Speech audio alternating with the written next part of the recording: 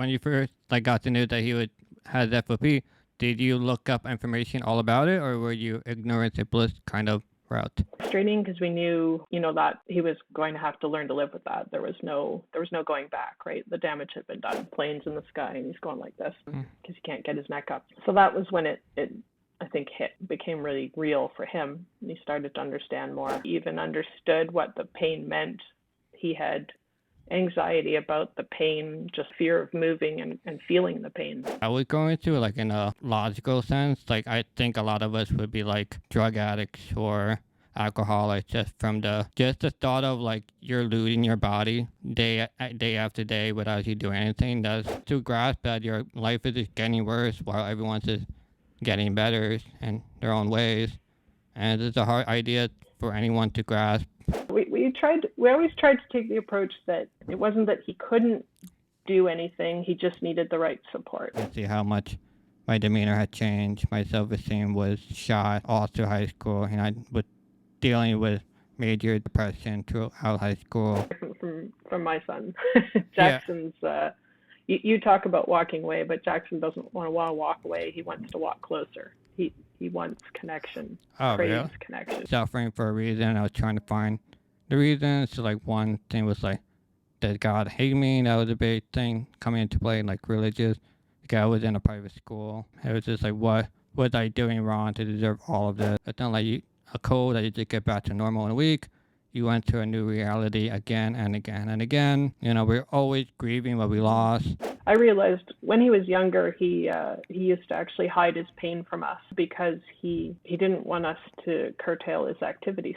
Both parents are doing the best they can at the time, and it's extremely hard for you guys too to process all this information, and you don't know how to raise a child like this at all. You don't have experience either.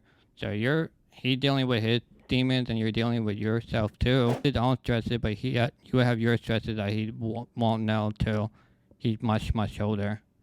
And he'll start to realize how wow, my mom did this or did that. They just don't see it yet. Really desire the independence yet, but it'll come. We've already started to think about how we would handle that, how we can give him space as he gets older. And part of raising kids is that you are raising adults, right?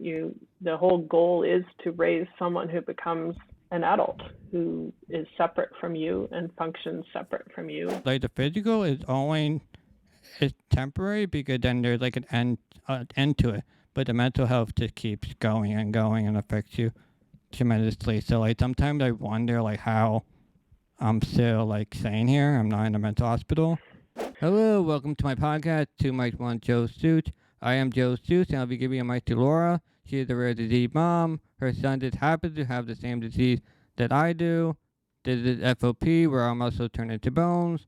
The bones lock our body into place, and we are just stuck. No doctor or really anybody can help. Surgery will just trigger more bone growth. Glad to have you today. How are you? I'm good, thanks. How are you? I'm great, so let's dive in. So there are rare mom podcasts out there, but I've never seen a young adult with a mom to chat, so I am super excited. When your son was first diagnosed, how did you feel about it all? Oh, that was 10 years ago, 11 years ago. I mean, I sort of knew it was coming because, we had tested for the common variant of FOP and it came back negative, but because he had different toes from the regular FOPers, I kind of knew that we were just going to get this diagnosis from everything that had happened. But even still, it kind of knocked me off my feet. It was devastating because you have kids and you kind of expect this certain life, and then surprise, everything changes. And the biggest concern was it changed our life in a lot of ways, but the biggest concern was, what was it going to mean for him? What was he going to be able to be independent?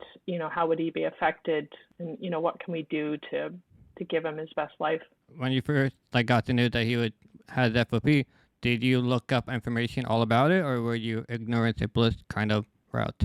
So we had started researching when they were doing the testing. We found the IFOPA page and started reading a bit about it. And I have to say the one good thing when we got our diagnosis was that the geneticist that gave us the diagnosis, she had already talked to Dr. Fred Kaplan, sort of lead FOP expert in the world. She'd already talked to him, and she had information about the IFOPA and that we could connect with. So we have a starting point at least, which is more than many rare diseases have. Yeah, that's kind of amazing that your doctor went out of his or her way to do that. Yeah, it was really good. Yeah, like most of the time. And she, Fred, Dr. Kaplan. I mean, he's just such an amazing man. And he had told the geneticist, hey, look, like tell them come see me. With no charge. You just have to get yourself here, come see me, and we'll connect. Yeah, he's an amazing person. Like he'll answer all the emails and help in any way he can, and we're blessed to have him in the FOP community. Yes, he was the first doctor to ever call me at home. Oh, wow. Talk about results, that's for sure. I mean, that's not new for him though. Like everyone has their own touching story with him.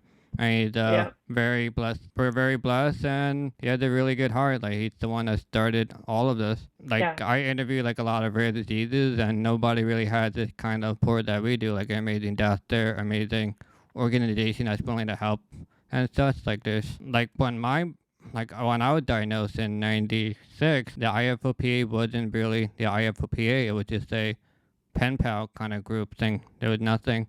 So like my parents had to go through everything by ourselves. I mean, we had Dr. Kaplan was in the picture, but he didn't know as much information as we do now, or just support, or like Dr. Kaplan can help so much, but he really doesn't know how it is to raise a child with chronic illness.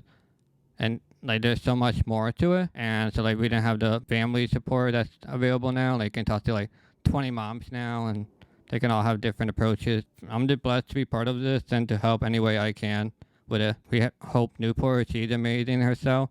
So everyone just has a really good heart, and it's really touching. I know you made a post saying that like some people were complaining about the group, like just not contributing or uploading information, but just from experience, a lot of these organizations are not even trying that much at all. Like they don't post once a week or at all. Some don't even have gatherings, and it's just amazing that we're able to meet all these people. There's only 800 of us, but it kind of feels like we're a huge family. Yeah, I always say it's family. The silver lining to FOP, to me, I always tell everybody I meet, the silver lining to FOP was that we gained a whole new family of people who get what our life is like and are there for us, to support us, offer advice. And that's why I posted that post was because they're more than employees. The people that work for IFOPA, Hope Newport, but most Karen of these people Kirchhoff, do it for free. Michelle, even the ones that are employed, they're not there for the money. They're passionate about the cause. They believe they want to help. You can hear how much they care about FOPers and how much they desire to get a cure, to get a treatment to make our lives better. Yeah, like Hope doesn't even have a personal connection, I don't believe, or Michelle. No. They're just good people that wanted to do this. But they're passionate about it.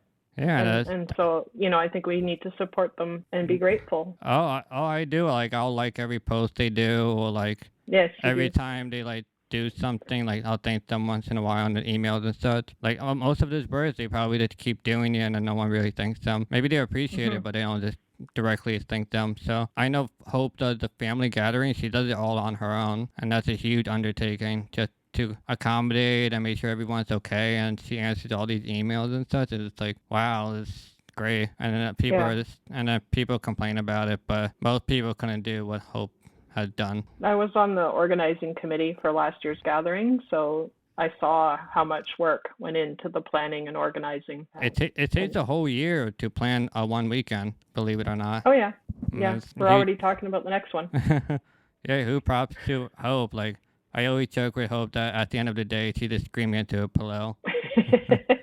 Because it's just stressful. Like I don't think I could do it. But if you're listening, Hope, we love you. That's right, for sure. So we're gonna go back to your son. So I'm assuming that your son and I grew up similarly. So how did it feel when you first started seeing the actual damage being caused? So he actually had already had a flare-up before he was diagnosed. It was when he wasn't walking, so it wasn't maybe quite as obvious, but his 1-year immunizations had triggered bone growth in his thigh. So we had noticed that his left knee wasn't able to fully bend anymore. was restricted in its movements, and that was where we had sort of started the journey of trying to figure out what was going on. We didn't see like a lot of reaction.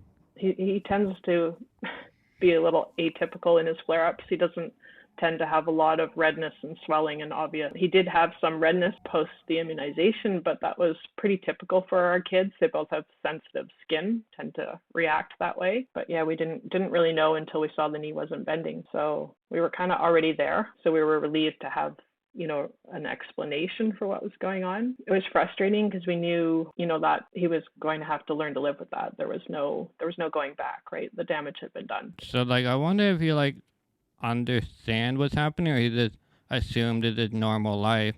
Because like when I was growing up, I didn't really understand FOP in a way, and my body was just getting worse and worse, but I didn't like realize what was happening until like after puberty. Yeah, he was only 2, so I don't think he had a clue what was going on. It was just what he knew. I don't think he really understood. Yeah. I mean, he's 13 now. He just turned 13, and definitely in the last 2 years, he understands now more about FOP because he's been going through flare-ups for the last 2 years straight. Some of the initial bones were small and didn't really affect movement too much, although he lost neck movement when it first started 2 years ago. So he noticed that, that he couldn't. He said, I just can't I can't turn my head any more than this anymore, Mom. Like, and we noticed, he got even harder for him to look up, trying to look at the planes in the sky, and he's going like this because he can't get his neck up. So that was when it I think became really real for him. And he started to understand more. And he started to really fear what the pain meant. Wait, so was he afraid more of the pain or like just the movement? Get like 2 different beasts that we're tackling here. Yeah, well, he has a bit of a struggle with anxiety, and so before he even understood what the pain meant, he had anxiety about the pain, just fear of moving and feeling the pain. He actually lost some mobility in his shoulder years ago, and we never found a physical reason for that. There's no bone there, and the doctors suspect that because he was scared of the pain, he just wasn't using it as much, and the muscles atrophied a little bit, and he lost a bit of movement in that way. So we're always trying to balance the need to not cause further trauma to a joint that's in flare, but also pushing through that fear of pain and to keep moving as much as he's physically able to. Yeah, I can explain some of it. So like there's 2 things. One is painful to move, but it's also you have a flare and you know what kind of the outcome will be. So when you move it, you're kind of realizing your limits of what you can move. So sometimes it's really difficult to really feel. Because like when you first get the swelling, it's swelling and it's just kind of like a hardest, softest kind of feeling. But at one point you start to feel like a physical bone that grows. And like when you start feeling that bone, it really like shatters you on the inside, because then you realize that it's actually real, that you won't be able to move it anymore. So it's kind of like an ignorance is bliss kind of route, that if you don't move it, you don't realize that it's gone until you start moving it again. I never thought of it that way. That's interesting.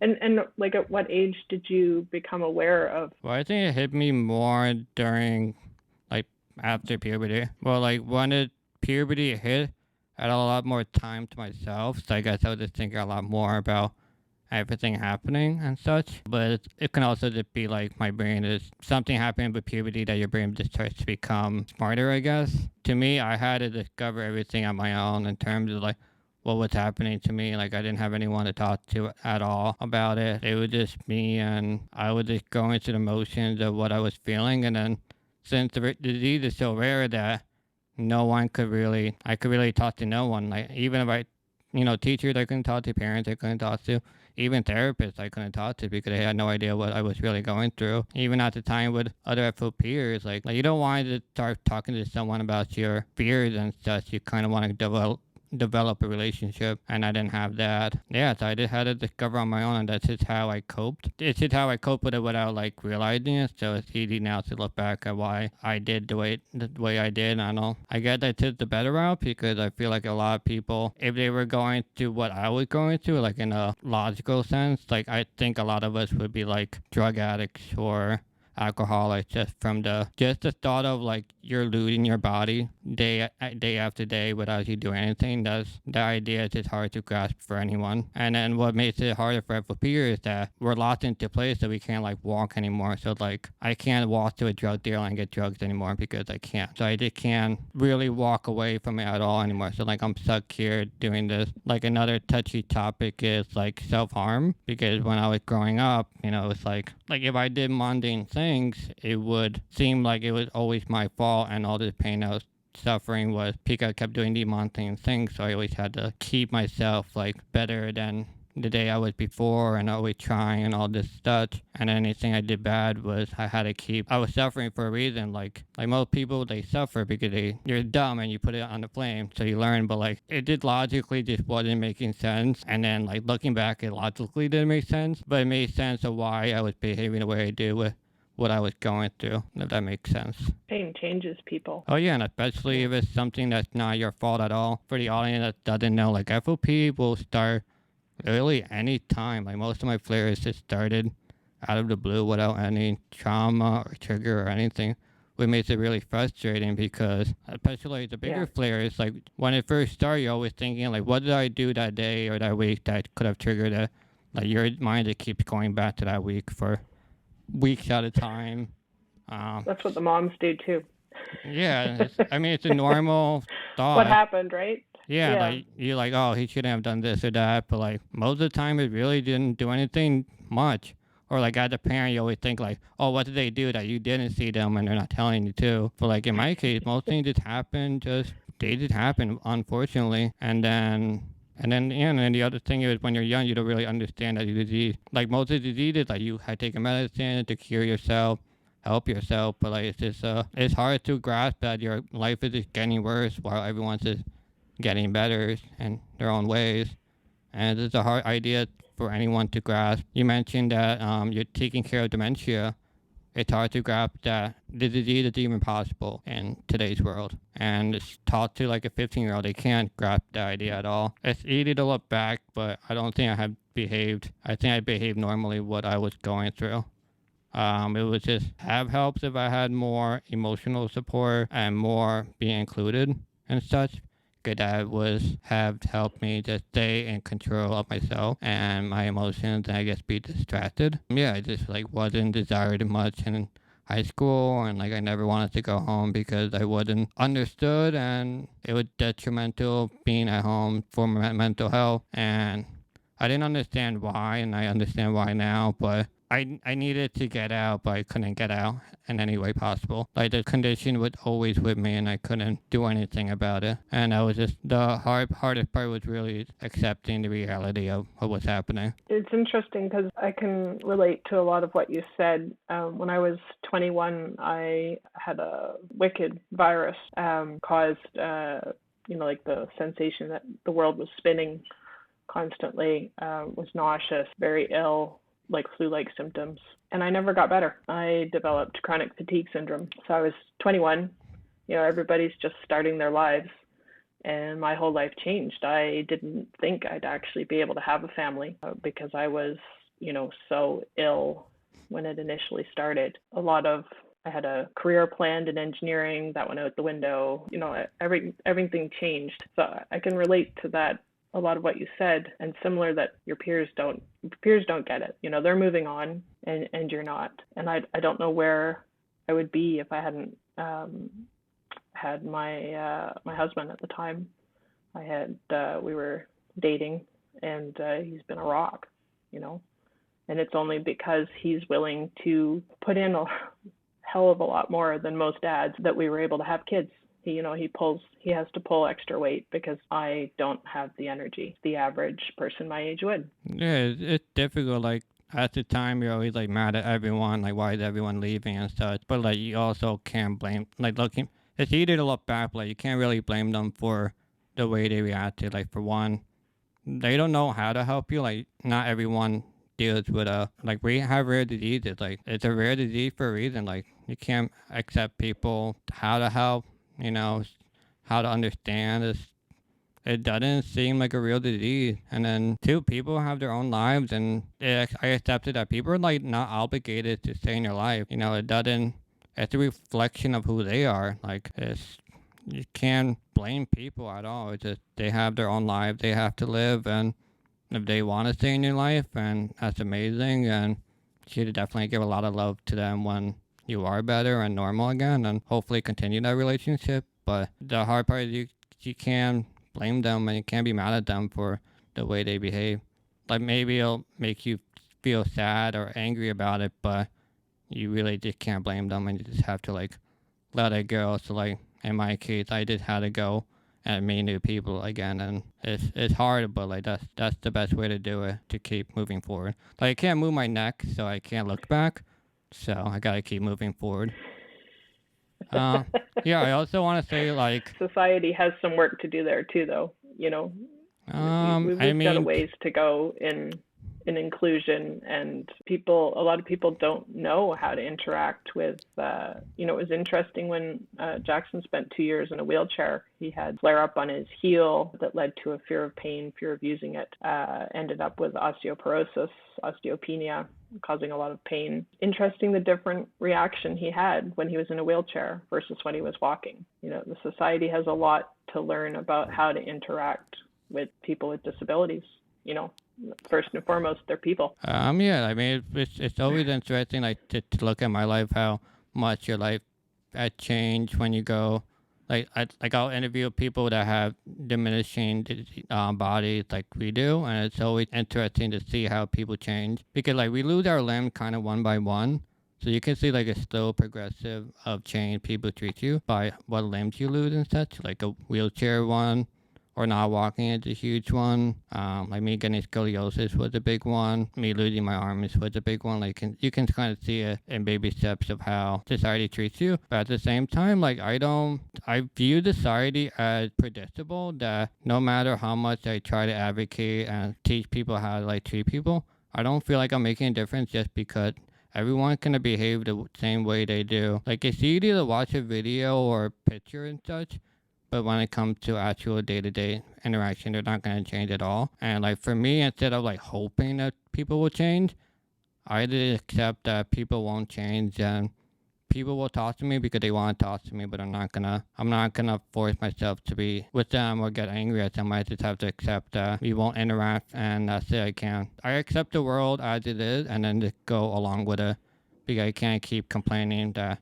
oh, this person didn't talk to me because I have a disability or not. Like maybe that's probably true, but I can't keep fighting against it. I just have to like move on and get to somebody else, because there's no Yeah. point of it. Yeah, that's smart. I think societal change will be slow. It'll come slowly, and I think it starts with our kids, trying to teach them to be more open-minded. So we start there. Like I think like the hope is there, but I feel like we won't change much at all. I think it really depends on the groups you join too.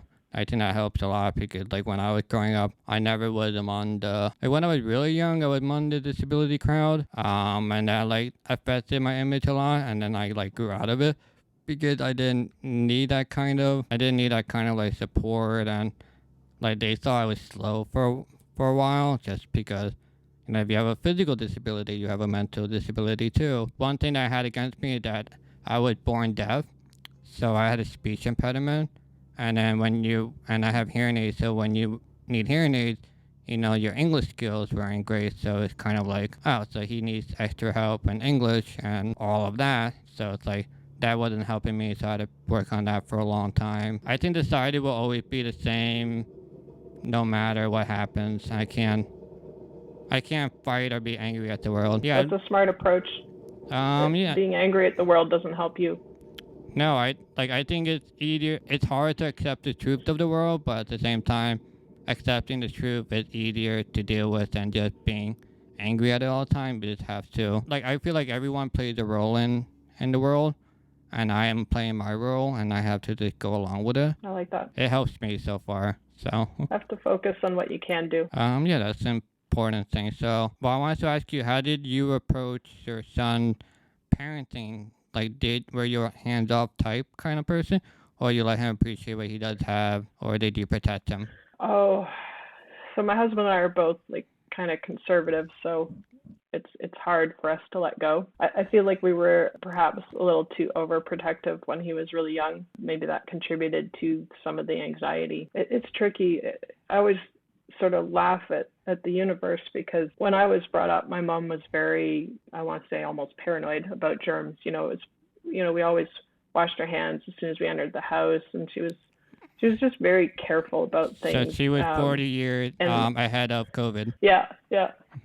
So, and then, I was noticing that my eldest was getting a little too, like we'd be at like a birthday party when he was like 4, and he's like, hands, wipe my hands. Oh, no. Like asking for help. Like, and I thought, oh gosh, like, and so I really tried to be more relaxed about that sort of thing. And then Jackson got diagnosed with FOP, and it's, flu viruses can trigger flare-ups. I love the irony that the universe, just when I was trying to let go, sent me that. No, maybe you shouldn't let go of that right now.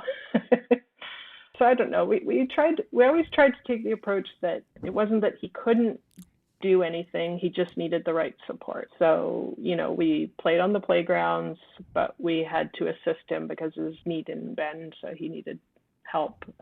He was very late walking because his variant actually has bigger finger and toe differences. So between that and the locked left knee, balance was a challenge. So he was late walking, struggled with balance for a long time. So we just gave him the support to try and let him do as much as he could. We always tried to find ways to modify things. It wasn't that he couldn't play soccer with kids at school. It was just that it would be a smaller group. It'd be a smaller group of kids, and that we'd have a rule that they, couldn't cross this line if he was in the net, say a little barrier that they couldn't contact him with. So we tried to find ways to make him included, but also protect him at the same time. We might have gone a little too far on the protective side. There's no really right answer to approach it. Like, it's really difficult because you want to protect them, and like how the disease can progress, but it's like if I had a kid, I don't know what I would do. So yeah, it's a very difficult decision. Every parent had a different approach of how to do things, but it's also difficult because everyone had different like their child is in different mobility. So like I was able to walk until I was 18, so that changes so much more of what I was able to do. And like that's one way we haven't really sort of fit in with the FOP community is that he was started with the legs first, and it's usually the neck, shoulders. He had some shoulder and neck restriction from birth, some hip restriction at birth, but for him it was really the lower body hit first. Yeah, that is very weird. Yeah.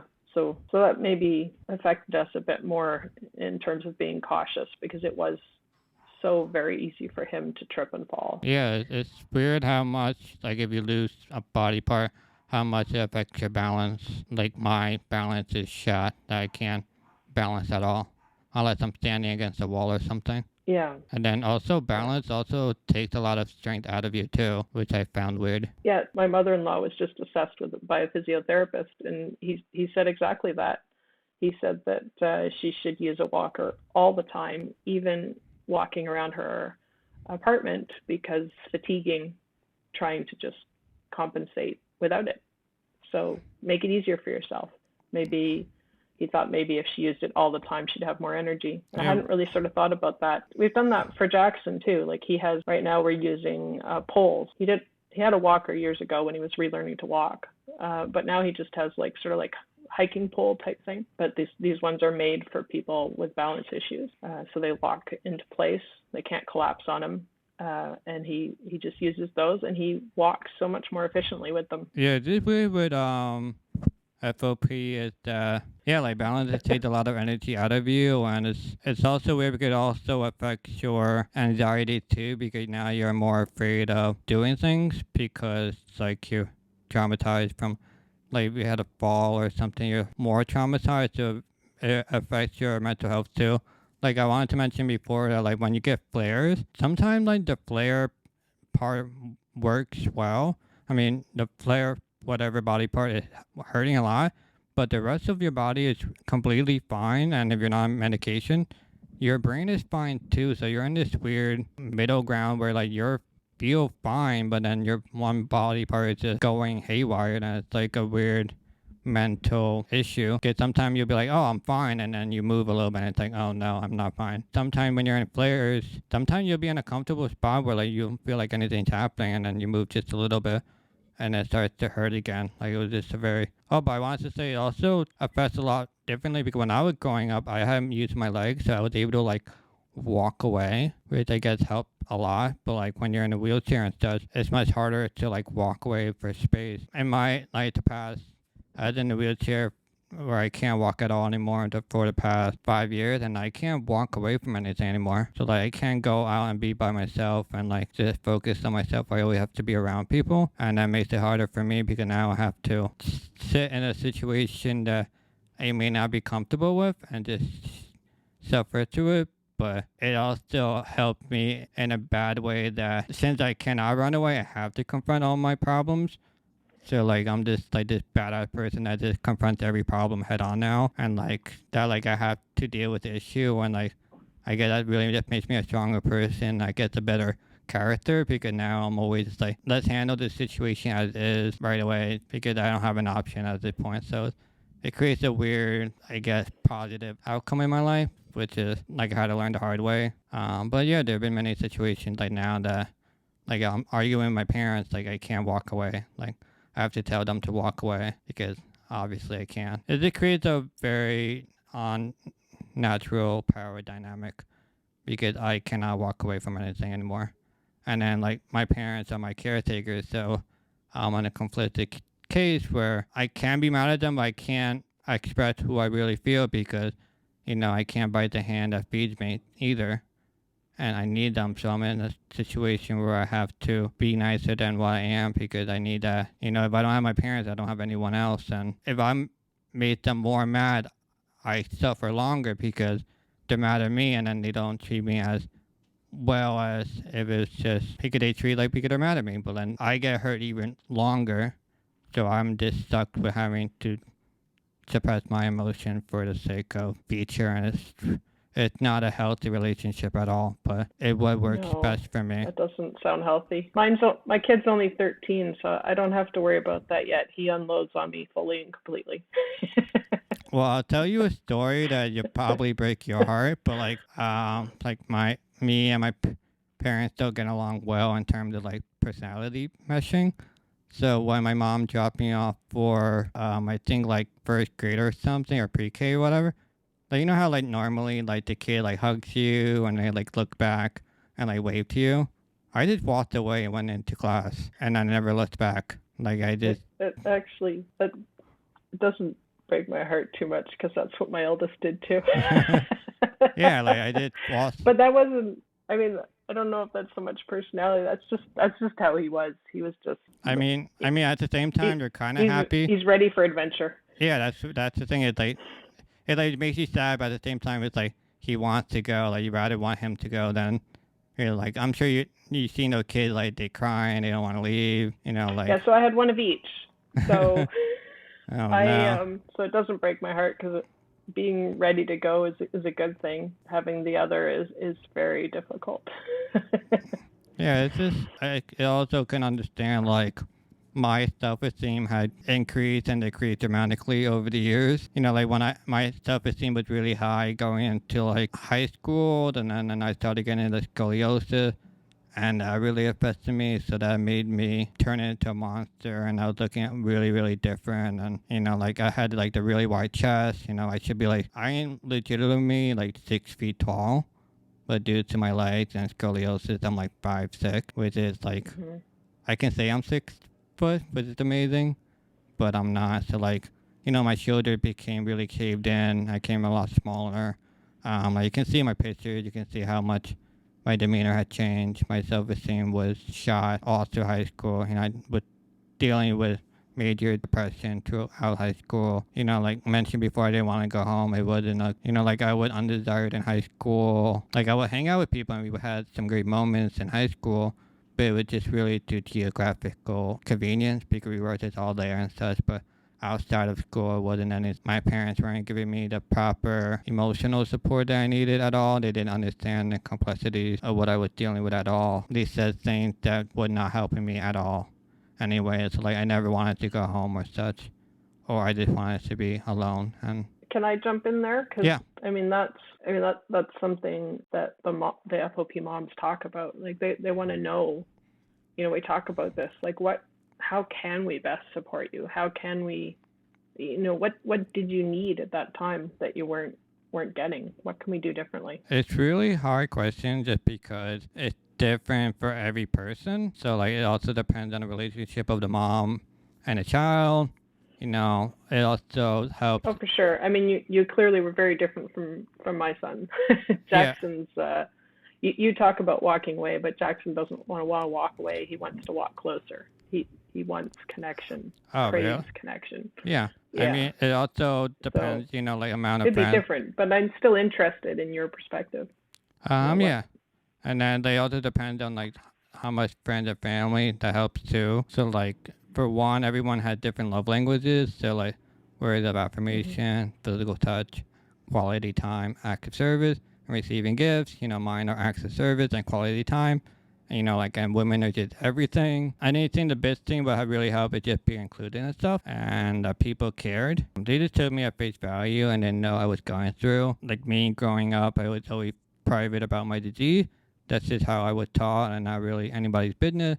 You don't really tell someone of your disease unless it's relevant. I just wanted to be treated the same. It's like mentioned before, like your son is approaching puberty. So that was a part of my life.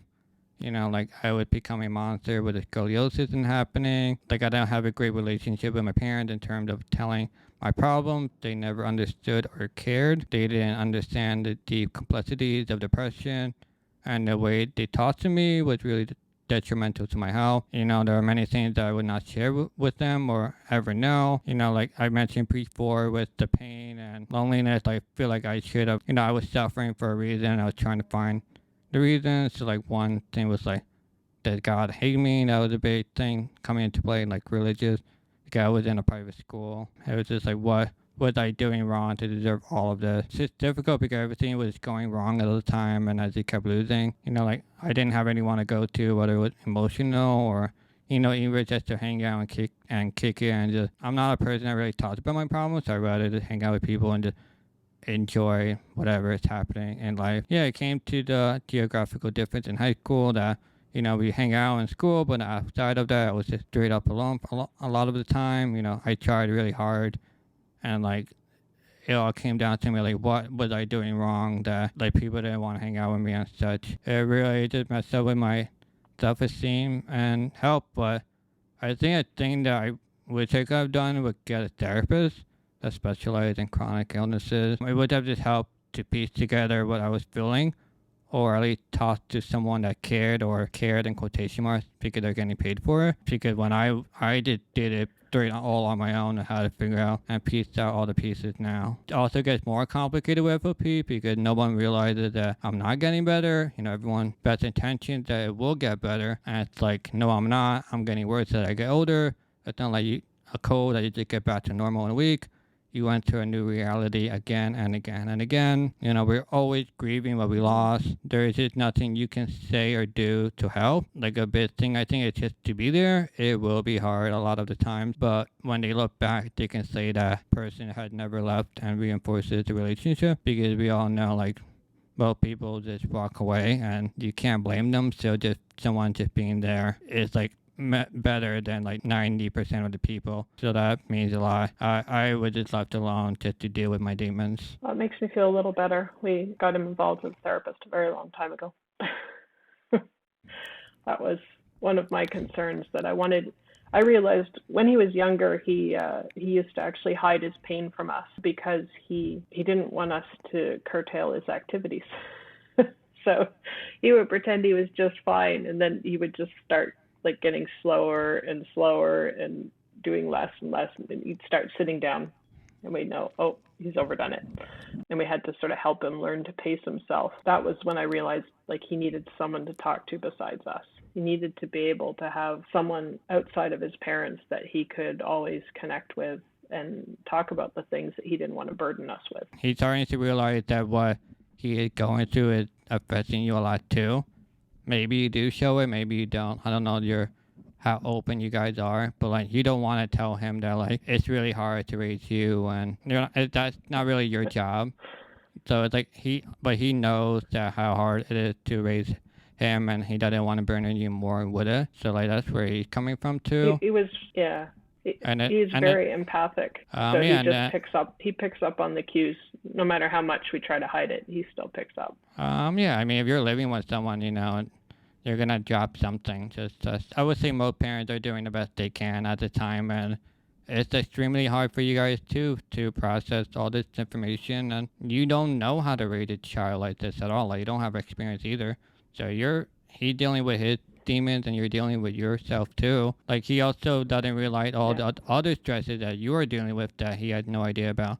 So like going to school, making sure he's okay, his mental health, like he doesn't know like how bad the world is either at the same time, and you do. So like he has his own stresses, but you have your stresses that he won't know till he's much older, and like he'll start to realize how like wow, my mom did this or did that. They just don't see it. Yeah. It's like, are you in therapy for yourself? But not currently. I have been in the past. Not right now. I'm in a pretty good place.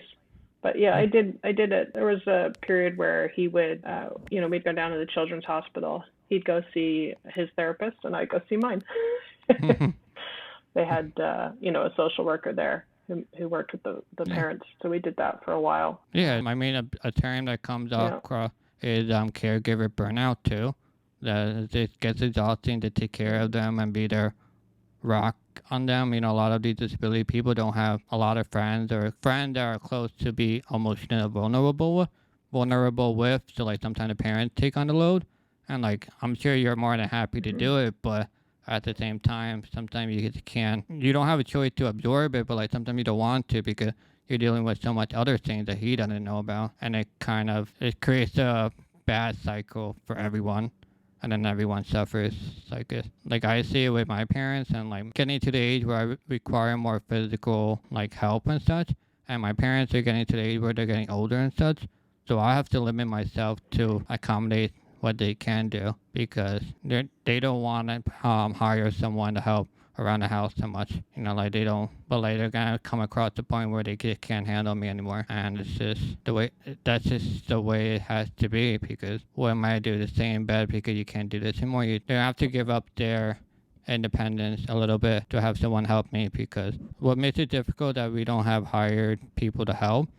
So there are a lot of things that I want to do. I just don't want to do it with them. Back to like the personality. Well, yeah, I go back to like the personality meshes. We don't mesh well with personalities, and it's just something different. Like I have totally different views and things that I want to do that I wish I could do, but I can't just because they don't want to get more help outside of them, and it makes it frustrating. But they don't understand that I have my own intentions and on my own places that I want to go. Like they seem like I don't want to go to places, but I do want to go to a lot of places. I just don't want to go with them, but they never put the pieces together of why I don't want to go to places. So yeah, that makes sense. You're an adult, so you need to be out living your life without your parents. Yeah, I mean we really struggle with that. He doesn't really desire the independence yet, but it'll come. We've already started to think about how we would handle that, how we can give him space as he gets older. And part of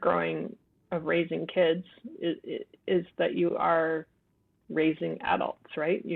The whole goal is to raise someone who becomes an adult, who is separate from you and functions separate from you. And that gets really messy and complicated when you throw in the level of care that FOP can demand. You should talk to my parents.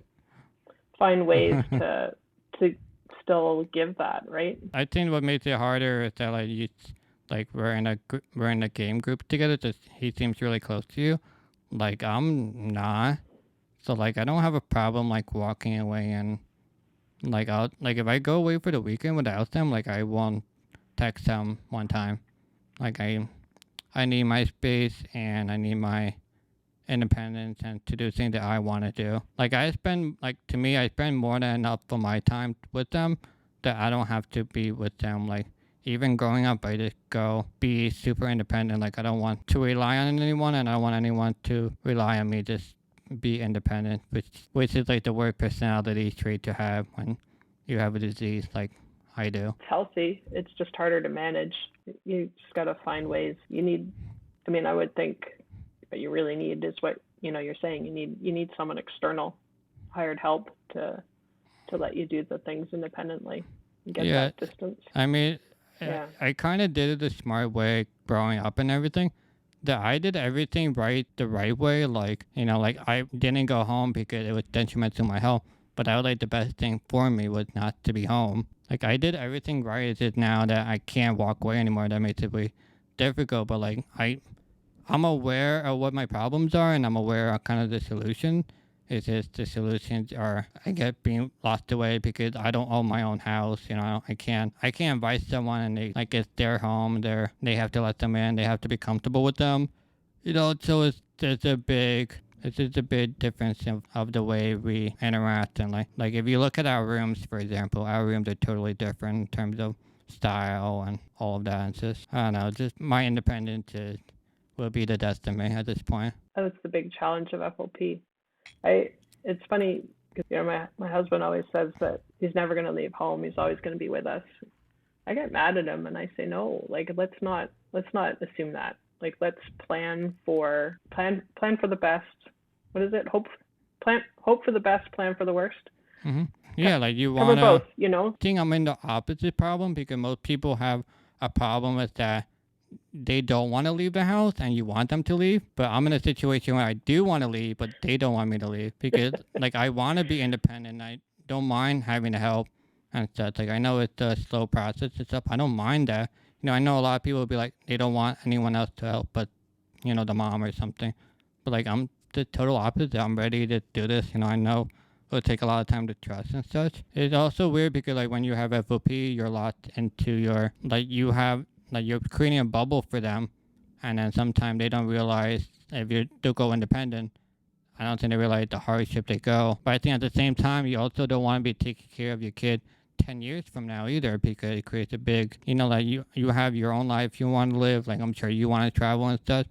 And like you can't do that because if your son is at home and you have to take care of them, it's always gonna be about the son, and then the son will be frustrated in himself and himself too. So like you have to create your own life again, and then he has to find out his own life too. That he has to find what he's passionate about, what he can make a living for.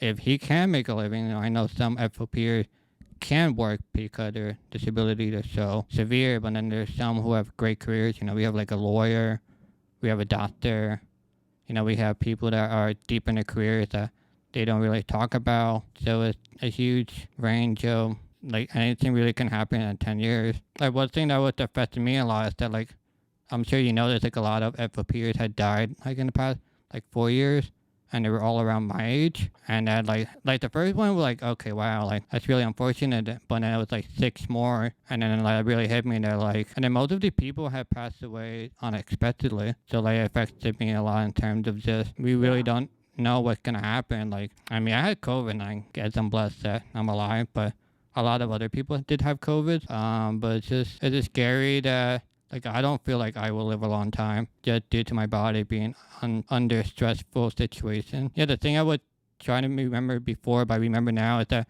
when you have like let's say a locked knee, you put more pressure on other muscles that you don't normally put, which will be the downfall that you'll have more flare because now you're using different muscle more often. I mean, you're putting more stress on those things.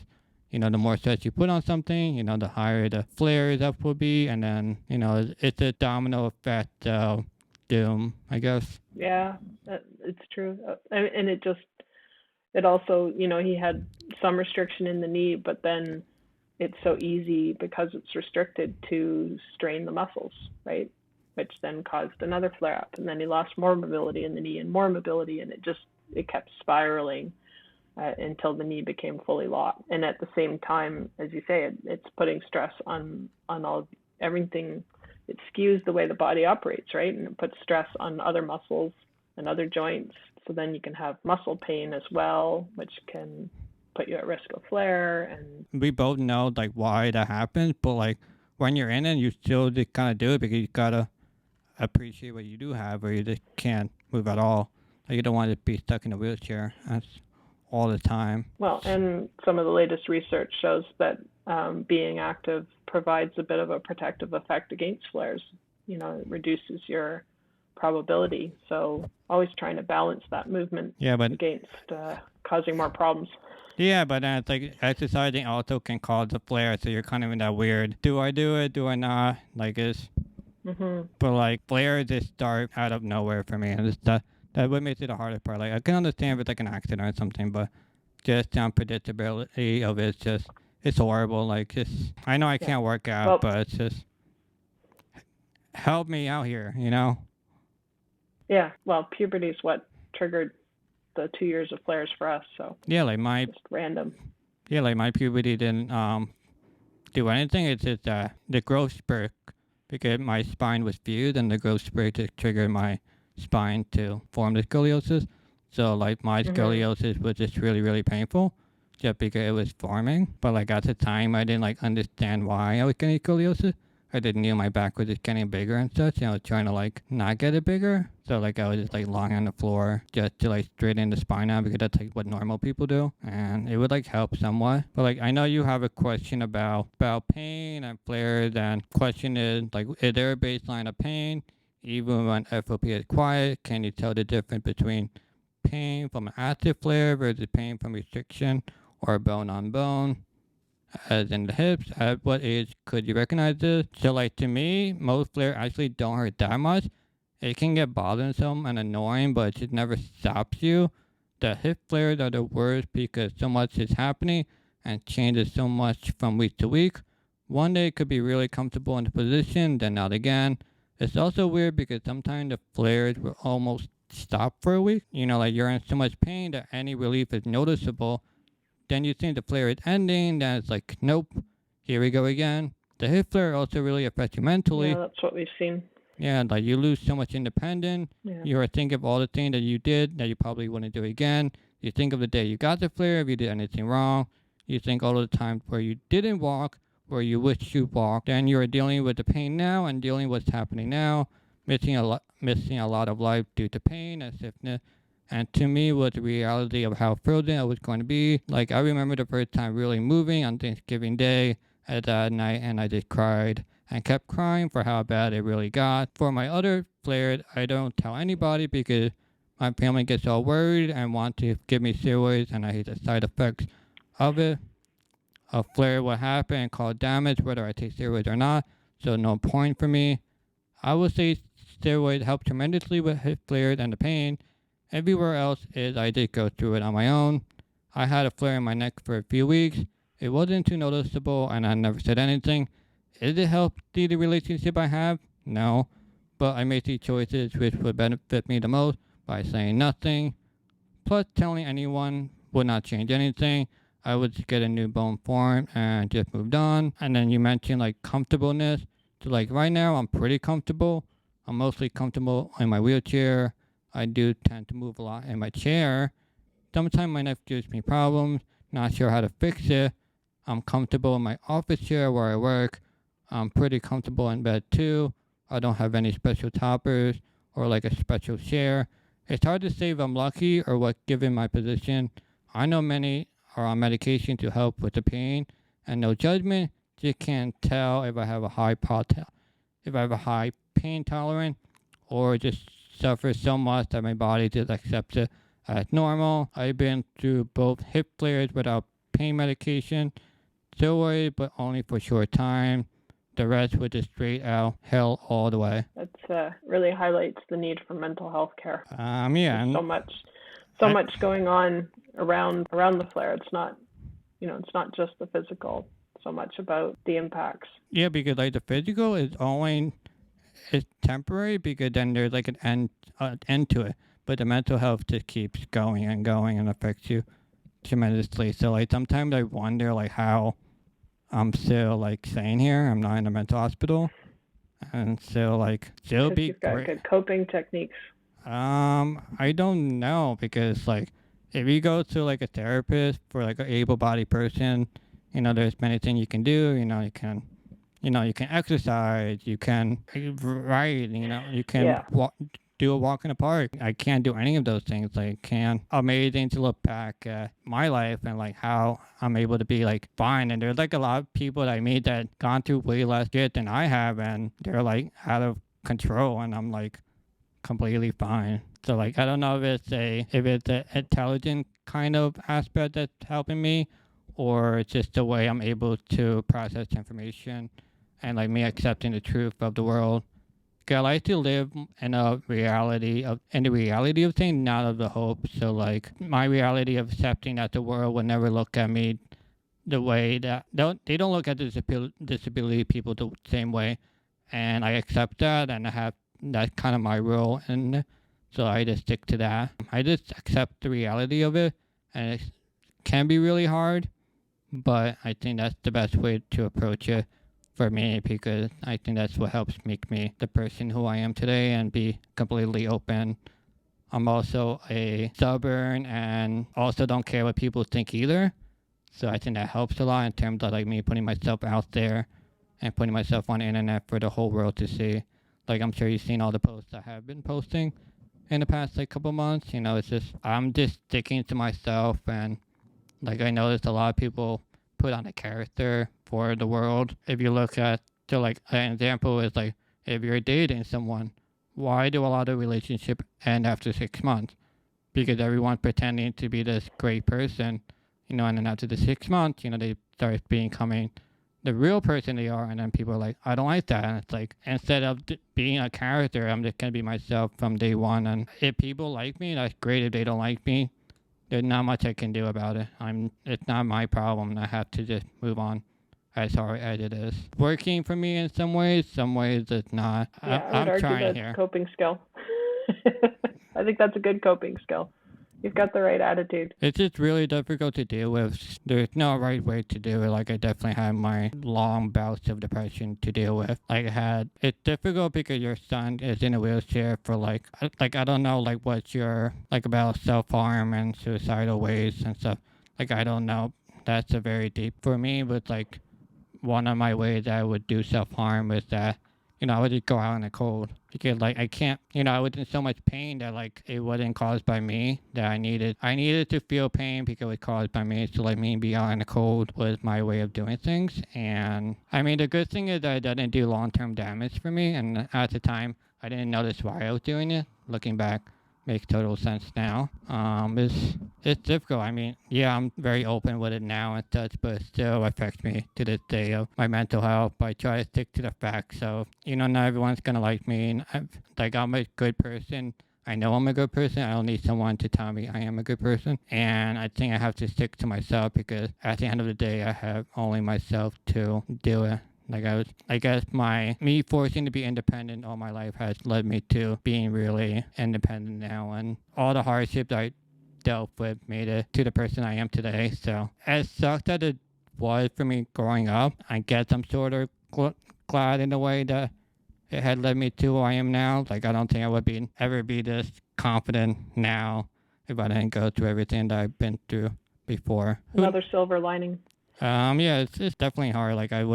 I couldn't have kids. Like, I don't know how parents do it. Like, I couldn't do the kids. Like, it's just too much. I couldn't do kids because it would be like, okay, any decision you make will affect them for the rest of their lives. And especially, it's difficult, and I can help you, but at the same time, I like almost can't.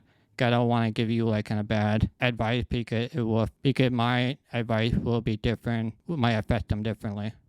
So like in my case, I like to be told the truth and reality of the thing because I think that helped me out the most. But some people don't want to be told the truth all the time, and ignorance is bliss in a way. And I can't blame them for it, and I totally understand. But I think like to me, telling the truth is good. There's nothing from the truth, and I think the biggest thing for me and all the people I interview is the truth is very hard to swallow, but once you accept the truth, then you can kind of move forward. Because like when I'm going through all the flares, I'm always not accepting of what will happen, and then after a while, you become to the point where you accept that you won't be able to walk in again, or you lost movement or bones grow, and like you take some time for yourself, you grieve for it, but after a while, you just have to move forward. And I think that's just what helped me out the most, just accepting for what it is.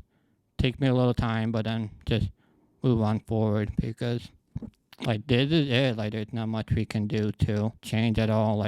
Yeah. Like I'm helping with all the advocacy to help so like the young kids don't have to suffer as much anymore. And I'm gonna die trying to do that. It's the nature of a chronic condition that you have to constantly grieve the changes. Yeah. And then you're a progressive one. yeah, and then you're the parent, so it's like a different. Like I'm just hoping this interview will help. Maybe not help you, but maybe help you understand the way if they're doing something and why it would happen. Because I've definitely been in the shoes, but I am always a little jelly of your relationship. You seem to have a much more open relationship and dialogue and more love, I guess, towards each other. Like my parents love me, that I'm not denying that, but we don't have that kind of closeness relationship or like we'll go out have dinner and we'll all be laughing and such. So like I wish I had that more growing up in my life. Yeah, like I'm an open book, and that's the way our relationship has been too. Oh yeah, like very open, very. No, I think my 16-year-old boy comes to me with questions, not his dad. No, I think it's I think it's personal ones. Great and health.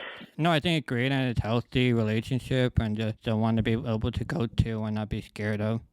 But I with that growing up, I think that would have helped a lot in terms of just feeling more appreciated. But that's in the past, and like that's just who they are. That's just how our relationship, and like I'm trying to find what I want in another relationship that they don't offer me. If that makes sense. That makes perfect sense.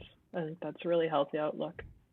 Yeah, like I know like what healthy looks like, which is great, because some people just stick to the same cycle of like badness. So it's great that I'm aware of the differences and such. It's just frustrating that I know what I need, but I can't get what I need. So that's like the biggest hurdle for me. Before I take a mic away from you, is there anything you want to say, promote, any words of wisdom?